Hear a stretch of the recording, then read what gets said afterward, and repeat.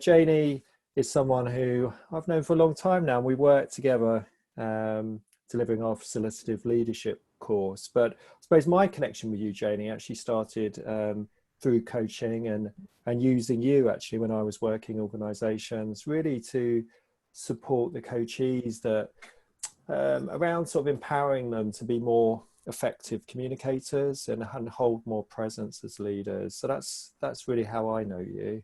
It is. Just anything you'd like to say at the start, just before I sort of take us into a conversation about your experience, Janie? Well, what's fascinating, and I mean, this is wonderful. I really love sharing my slant niche specialism with coaches, because I think the work that I do is often created as some kind of mystery, but actually it really isn't. It's very pragmatic stuff. And actually what's wonderful, if you've got a client as bold and brave as Damion, who would just say, off you go, see what's possible with this leader, I think it's a wonderful way, and hopefully what we talk about today is just a wonderful way of having a little play, experimenting a bit, exploring with a client rather than offering any kind of concrete solution. So actually, I mean, you were saying, Damion, it's a number of years, but actually that, when I think back over that number of years, it's a lot of playing, really. So that's, I don't know if that'll entice anybody or put them off. Yeah. And I think, if more recently, Janie, you and I have worked together alongside, when we've been working with one-to-one clients as well. Yes. And so I know a lot of coaches think about having a niche and finding a specialism, but maybe let's just start with you and your background and your journey and how you came to be doing this now. So yes, I wanted to say by accident. I started out all my life. I mean, from the age of 6, I just wanted to be an actress. That's all I wanted. Every possible, even the doorstep was an opportunity to perform. I was probably a revolting child. But I ended up, instead of going to university, I went to drama school. I went to RADA, which is a classical theatre training school. And wonderful. I mean, oh God, it was 3 years of utter heaven for me. But interestingly, even there, I was really passionately involved in voice. In fact, I was saying to someone recently that I met a person about 10 years ago who asked me if my voice teacher at RADA was a particular teacher. His name was Robert Palmer. She said to me, have you been trained by Robert Palmer? And I said, yes, I have. And she said, you know what? You can always tell. And this wonderful man taught me so much about voice and was just such a wonderful, wonderful old lovey. He was fabulous. So I was very inspired by voice there, but I ended up doing a lot of classical theatre, and you need a really good voice for classical theatre. It's the tool in your kit that you must have.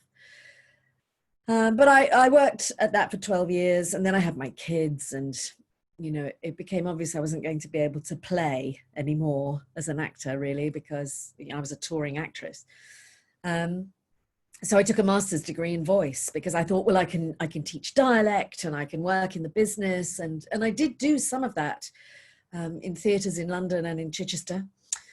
But by happenstance, I met a lady on a beach in Norfolk and we got chatting, and I was alcohol confident. I want to tell you, actually, I don't drink very much at all, but it's been there's a bit of a theme emerging today. I don't know why. It's really not true. I don't drink very much. But, I was on the beach and we got chatting. She said to me, what do you do? And I explained that I just completed my dissertation in voice. And she said, oh, I wonder if you'd be willing to do some work with the chief exec of the bank I work at. I'm head of learning and development for a bank, and our chief exec is a very poor communicator. And it was just one of those moments where a bit of alcohol confidence. I mean, yeah, God, no, absolutely. I'd love to. It'd be fine. And indeed it was. I honestly would not have said yes, I think, if I hadn't had that very light conversation. It wasn't my intention at all, but that was 20 years ago. And in the last 20 years, I've worked in mining in Australia. I've worked in investment banking in New York. I've worked in Europe. I've worked in pharmaceuticals, investment banking, financial services, retail, telecoms, all sorts of, I couldn't tell Elite you. sports. Yeah, indeed, indeed. And of course, in the theatre, I've worked with actors as well. In fact, and one of my current clients is a manager of really serious, successful current music bands. I mean, it's just so random, to be honest with you. But because what I do is just at the heart of how we communicate, it doesn't really matter what industry it is. So quite by chance, I've ended up with the most colourful and rich opportunity to meet different sorts of people from all sorts of different backgrounds, and here I am. Mm. Thank you, Janie. Thank you. And just I suppose, we've got coaches listening, and I'm sure they're just, be interested about your experiences recently. And when you think about the types of, I suppose, conversations you're holding at the moment, what are some of the themes that are emerging in terms of what people are bringing to work with you around? Yes, it's a really good question, and it's highly varied, Damion, I would say. One of my clients at the moment, I mean, there's always a handful of clients who are non-native speakers of English, and they will be sent to me because maybe they're dealing with America, and the Americans can be quite intolerant listeners. And so there will be some issues that are actually very technical or mechanical aspects of speech that actually I love, because it's the minutiae, it's the tiny little details of making shift. So there's always a body of that. There are always people who are sent to me because they aren't making enough impact. So someone will be told, oh, you don't speak up enough in meetings. You don't project properly. You need to work on your volume. And it's almost never that. But there are always interesting issues. I'd say the ones that come up most commonly are a lack of projection, and also pace related approach. People speak too fast, they can't be understood. And also many of the requests I get are presentation related as well. So somebody might feel comfortable to speak in a meeting or conversation, but they will find their voice is strangled or they're hijacked by nerves in a public speaking situation. So they feel they need a bit of specialist help with that. And that, I mean, this falls into both male and female camps, actually, but I do find the speaking up one is more often associated with women than men. Thank you. And I'm just going to put in a question that's come through from Jennifer. Just, I suppose, hearing you talk about the speed of the way someone's talking, So how does your approach differ when dealing with introverts compared to extroverts? It's a really, really good question, Jennifer, because obviously we all have to adapt according to the preferences of the coachee that we have. But I think the wonderful thing about the voice is that it can have immense power when you're speaking, but wow, you can have immense power when you're silent. And I would always describe it as a preference for either transmitting or receiving. So, of course, sometimes I'm working with people whose preference is introversion and their audience is extroverted, and they have to find a way through to project a presence. And sometimes that will be, I mean, not in this world, I have to say, of online communication, but if I'm working with an introvert, it can be tiny stuff that makes the biggest difference. Where they place themselves around the table, how they gesture that they would like to speak, because an extrovert might just tumble out. And sometimes when I'm working with extroverts, it's about reining it back. Don't use too much content, speak more simply, more clearly. So the great thing for me is that I often don't really know until the client's in front of me. I don't know what their preferences are. They may not know. I just have to work it out, which is what keeps me interested, to be honest. But I think there are wonderful things to celebrate about both preferences. Thanks, Janie. Thank you. So I'm just gonna pause because you've heard a bit from Janie now. You know the title of today's webinar you've dialed in. So any other questions that you'd like to ask, please feel free just to add them to the chat panel, just in terms of anything to do with Janie's work and how she's working. Just feel free to add those in, and we'll try and bring them into the conversation as we're working through for the next sort of just over 15 minutes or so. So what, that's because it's interesting, Janie. I suppose I often think about, I suppose, our first connection, and often I was bringing you in because of the whole presence piece, in terms of the way that the leader was showing up, as well as their voice, which I appreciate is part of that. So just for your experience, what would you say is a key lesson that you've had as a coach in terms of really supporting leaders to communicate more effectively? I love this question because I think this is the most important thing to pass on to any leader, is that this stuff doesn't just happen.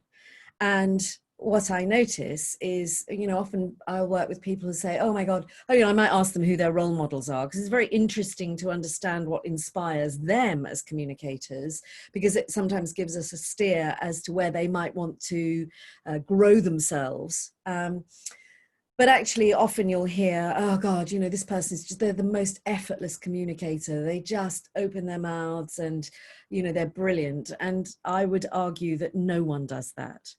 And I think, I sound a bit like my mum, but it is effective communication is a real discipline. You have to work at it. And I think it's for all of us an opportunity to say to leaders, you can do it. You will be brilliant if you put in the hours, because all of these things that we're talking about are actually muscle.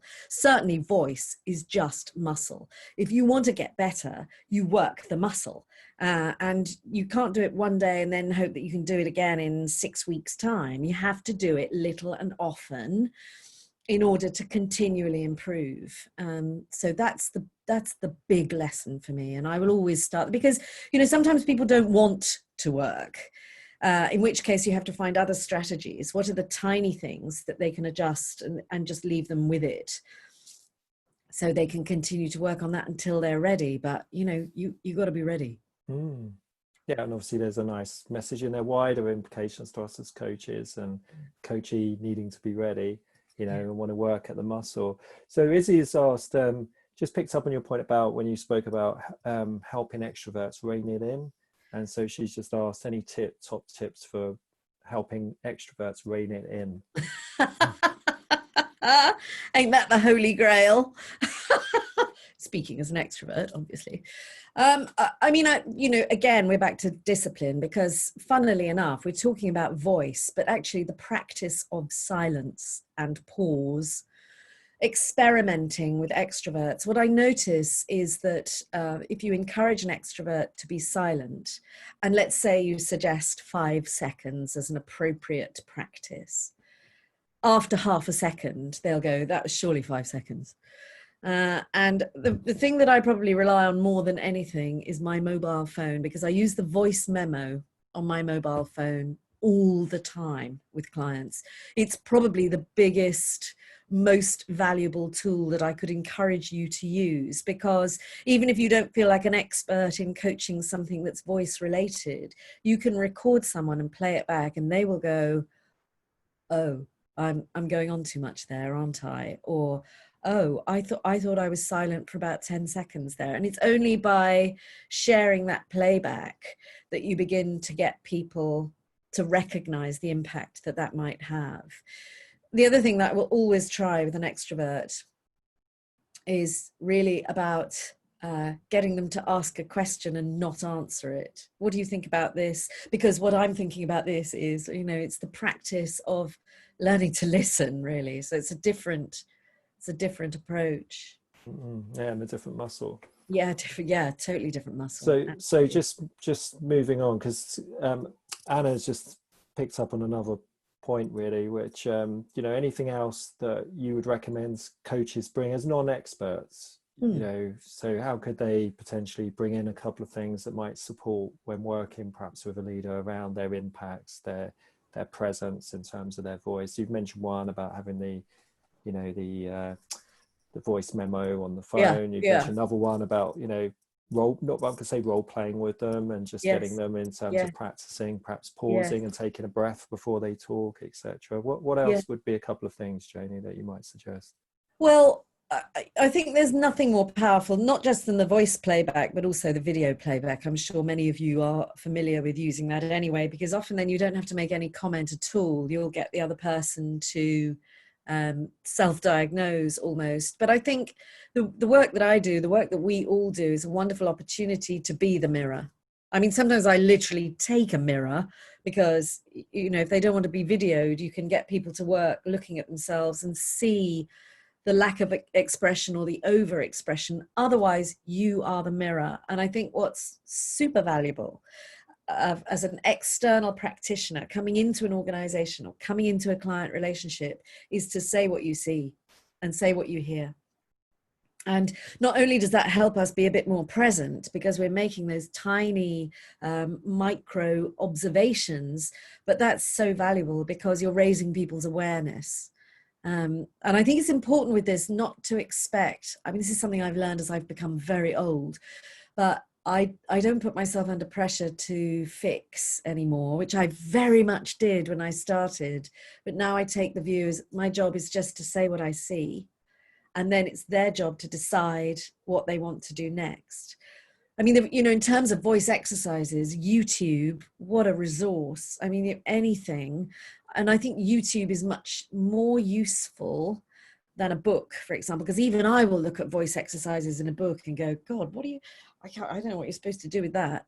But actually, you know, you can enter voice exercises into YouTube or National Theatre voice exercises, and you can see these things being done in practice and then test them out a little bit with your clients. It's quite fun learning together.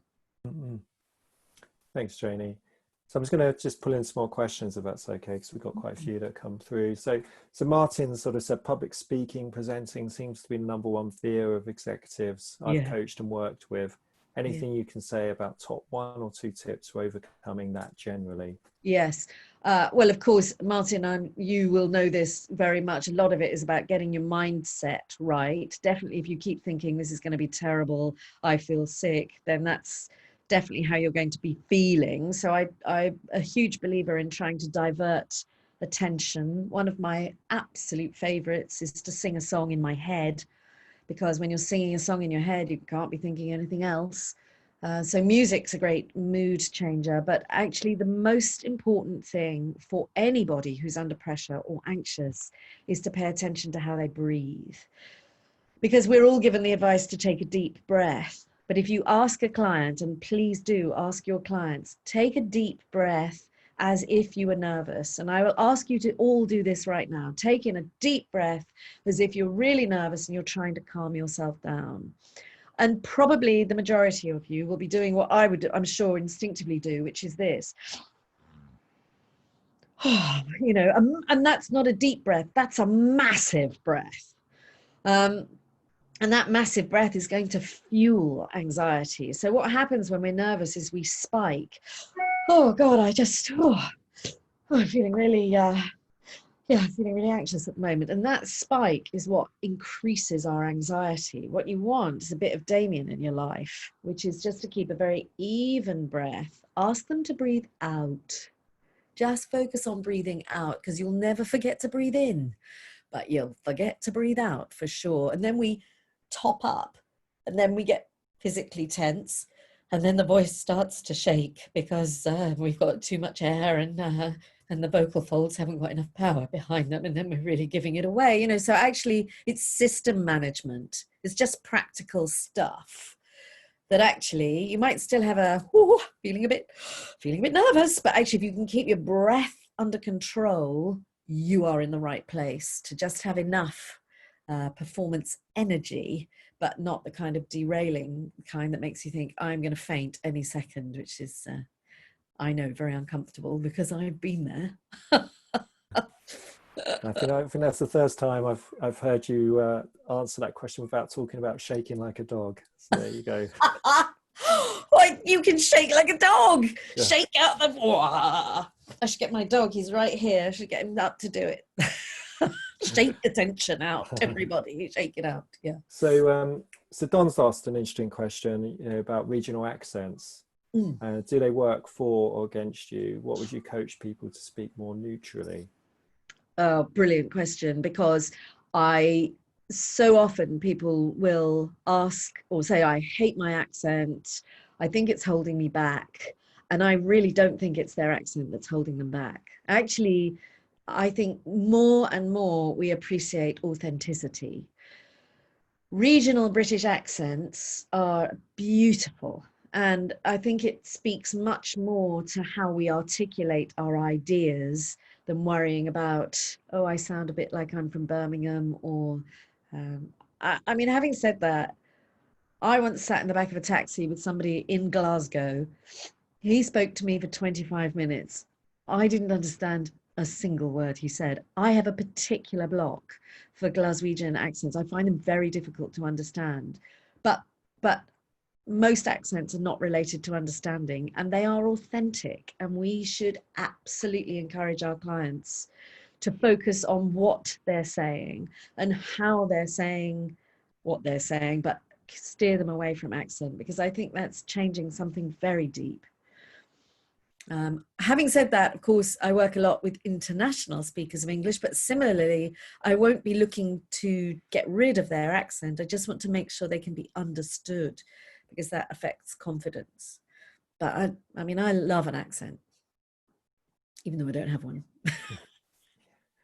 So thank you, Anna. Anna had the same experience in Glasgow. I'm glad it's not just me. So just picking up on that, so just a reflection from Virginia, who says, I'm Italian, but I've been living in the UK for nearly 20 years. I'm always worried about my accents becoming the focus of the conversation instead of the content. And of course, I'm worried about comprehension. Yeah. Any tips?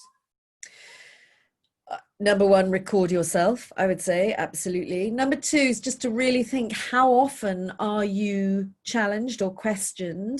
How often do people say, oh, sorry, I didn't really understand that? Number three, it feels a bit like an elephant in the room. You might want to say, look, I have an accent, and if you have any problems, please let me know. But the great thing about an Italian accent, wow, I wish I had one, is it's full of energy and color and joy of living. So it can be incredibly energizing to be around an Italian. And I would encourage you to stand up for that and be as expressive and as colorful as you want to be, because actually the majority of the time people will be very attracted by it, very drawn to it. It's a really charismatic voice. Thank you, Janie. And just one other, so this is the sort of Ask Janie section of the session. Here, everybody else. Yeah. So just a question from James, who says he's a teacher and currently there's huge focus on cognitive science. Yes. One discussion is around words being transient, and students struggle to remember what they are listening to.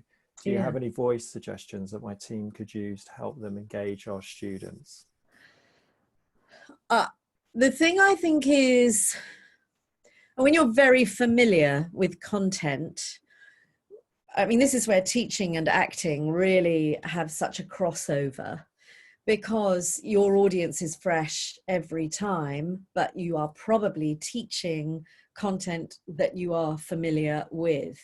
And there is a tendency when we repeat our content, I know this from, being on stage night after night after night, we can get over familiar with our content. So whatever your teaching staff can do to surprise themselves with content is of value, but the technique to focus on is emphasis.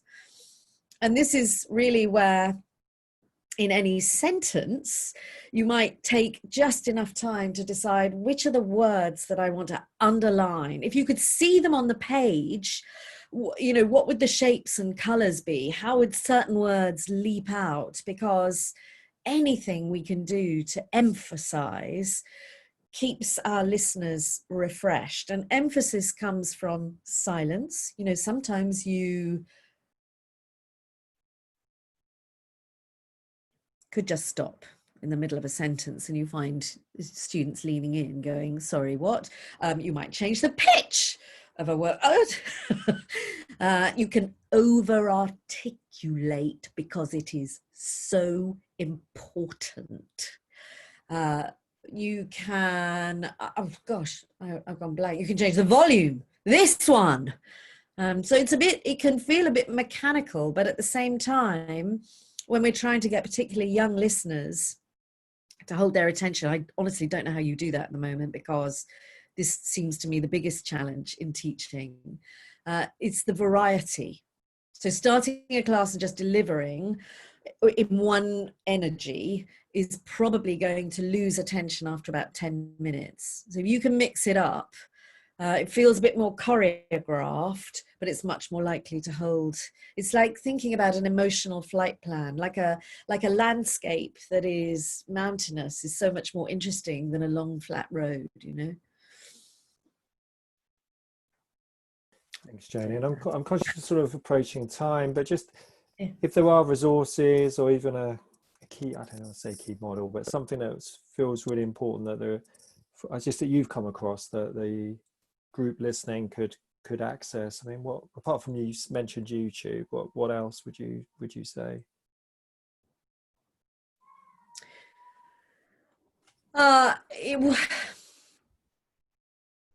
It's not, you know, the problem with voice resources is they are mostly driven by theatre practitioners. There is a lady called Caroline Goyder, Goyder, who actually did the same master's degree that I did, but she is an Oxford English literature graduate. She's super smart. She has just published a book called Finding Your Voice, and I think it's cracking, actually. I think it's really good. The other thing is I just need to check what it is. There's a great little app. It's called Vocal Warm Up. It looks like that, everybody. You'll find it on, I will send the link to Damion for the proper name of it. Thank you. But it's a wonderful series of little exercises or techniques that you can not only practice on yourself, but you can also pass on to clients as a practice resource, little things that will help them, if they're prepared to put in the work, just help them improve the energy, the muscularity, the range, the confidence in their voice. And I think it's about £4 to buy it, and it's just great. And the practitioners I worked with over the years many times, they are brilliant. Mostly they work with singers, but they are such brilliant teachers. So it's really good. And I just saw actually that the NHS have promoted it as one of their top 5 mental health apps. Because it just, you know, makes you feel like you're doing something really positive to pay attention to your voice. Fantastic. We can send that link round afterwards once Yes. we get that through. Yes, Voice Analyst is great, Steph. I love. Is that the one that you can compare yourself to a celebrity and see which celebrity you're like? I think I've got that one as well. Voice Analyst is, yeah, there it is. Voice Analyst. It's actually used in speech therapy, but you can see it has sound waves and you can see how expressive you're being, and it also records you as well. I find that one really useful, actually. Thank you for that. I enjoyed that one very much. So a bit of an open question, really, but just sort of to end. I mean, if there was one piece of advice that you would give, I think from a group, I mean, there's a wide variety of experiences around coaching with the people that are here, but if there was one piece of advice that you would give a coach, just based on your experience over the last 20 years, what would it be? I mean, I don't know how confident you're all feeling, but my advice would be that your observation, your ability to mirror is so powerful, because this is the stuff that people don't experience. They will hear from managers or colleagues or the senior board or whatever, oh, your impact isn't good enough, or whatever, however that's phrased.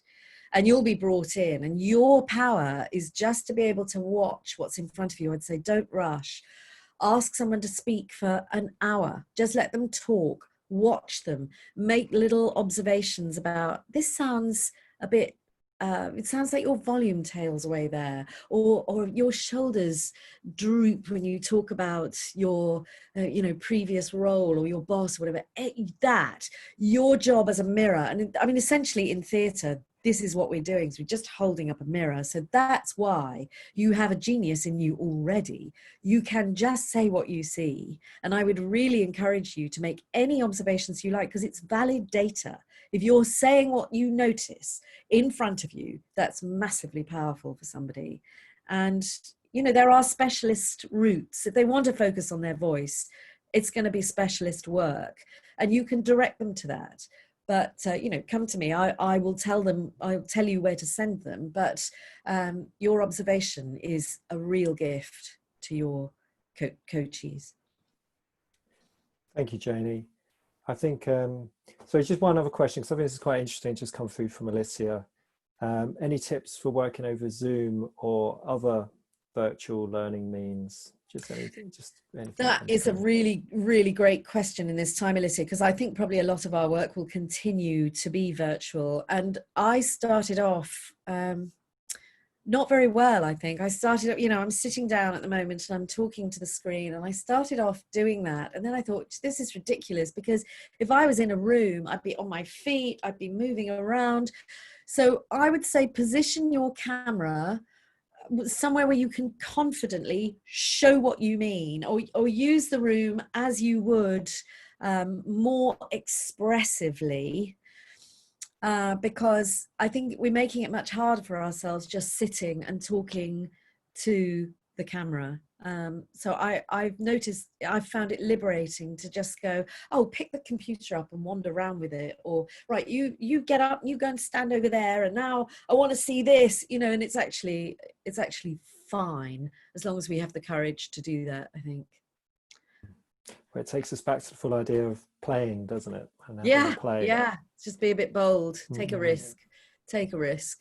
Because the great thing is, particularly when we're working virtually, you take a risk and then you can sit down again. It's like it never happened. So it feels you've been really abundant, actually, Janie, and I really appreciate, you know, what you've shared and your thoughts and your experience you brought to the group today. I really hope that's been a useful session for you. Looking at some of the comments, I'm sure it has been. The session will be recorded, so again, you can listen to it later if you want to. We will send that link round that Janie mentions, and I do hope you can join us for our next webinar. So that will be later this month. So look forward to seeing you again soon. Thank you. Thank you. Thank you, everyone.